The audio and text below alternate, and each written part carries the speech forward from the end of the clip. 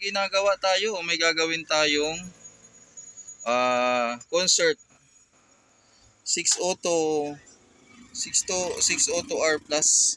Ang problema nito mukhang ayan nakalagay na sa Nutella yung may nag-DIY na kinalawang yung pyesa yan So matik yan, papalitan na ng mga pyesa.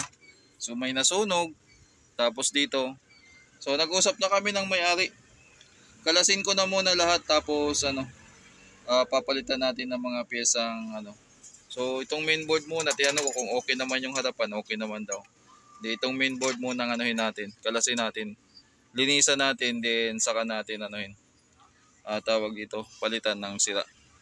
Okay, so dito nasimulan ko na at natapos ko na. Tingnan nyo, malalaki yung resistor kasi yung nakuha ko sa Dico, mga old model na resistor yan. Pero mas magaganda to mga boss.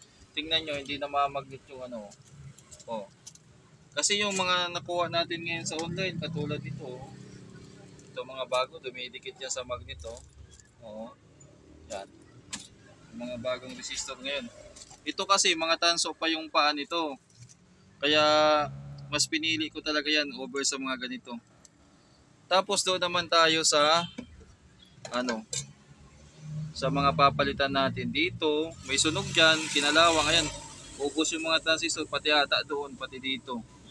So ang usapan namin dito ng may-ari ay sa mainboard muna. Tapos ayan ang dami pala So mapapasubo tayo sa kalasan nito.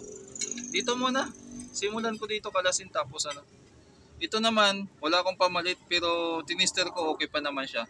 Nilinis ko na rin yung Yan. Okay na to. Dito naman tayo, ayan kalawang naman. Matindi yung kalawang. Ayan. Yan. Nabuhusan naihiyan ata ito ng Okay, so natapos na natin. Ang dami nating pinalitan kinalawang. Matindi talaga yung ihi ng pusa dito. Ayan Puro kalawang. Obligado tayong palitan. Yan. So ayos na. Simula dito hanggang dito. Yung mga jumper dyan na kinalawang. Yung mga dito. Dyan. Dito. Dyan. Ayos na. Ilagay na lang natin ulit sa kaha. Tapos i-testing natin. Para malaman natin kung aandar na ba. Sana success. So kinabit natin. Kalas-kalas muna. Kumbaga hindi pa naka-finalize. Kinabit lang natin yung board, hindi pa natin inayos yung wiring. So hoping tayo nga pala, kiniko yung dome primary. Duda ako Nung napansin ko, yung fuse doon, buti binuksan ko, putok pala Kaya pinalitan ko na, 5 amperes lang naman yan yung fuse. So kaya gumamit tayo ng test valve para sigurado baka mamaya may problema transformer, may trouble. Ang basehan natin dito na malapit na sa katotohanan kapag nag-switch yung relay, nasa ilalim, ayan, ayun. Pag nag-switch na yung relay na yun. Yan. So power on natin, test valve. Umilaw, nawala. Ayun, nag-switch na yung relay. Tapos, may display na.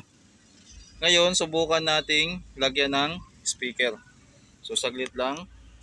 Napindot natin kanina. Gumagana ng mga boss, ayan Ito yung ginagamit nating speaker muna.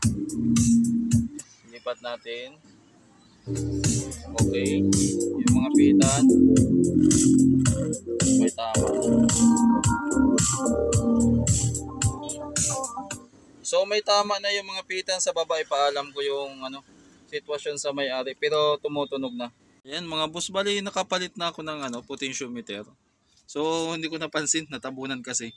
Nakaganon. Hindi ko agad napansin. Nung nakita ko, may sumabay pa pala dito buti na lang isa kaya chinik ko na isa-isa yung board. Yan. Maganda pa naman. So potentiometer lang talaga nadali. Itong resistor na to na 47K, papalitan na lang natin yan.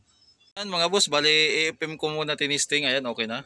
Sisimulang makita on display ang wax figure ni Ann Curtis. Simula po yan sa December 9. Samantala, ilan pa sa mga Pinoy na meron ng Madame Tussauds Hong Kong wax figure, sina Miss Universe Pia Wurtzbach at Catriona Gray, so, ayos na. boxing champ.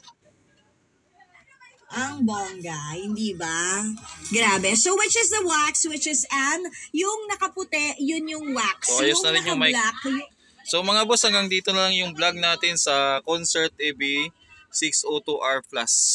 Ang naging problema niya ay puro kalawang na mga pyesa dahil naihiyan ng pusa, then mga potentiometer na medyo naglulus na. So mga boss, kita-kits tayo sa susunod kong video. Maraming salamat at God bless po sa ating lahat.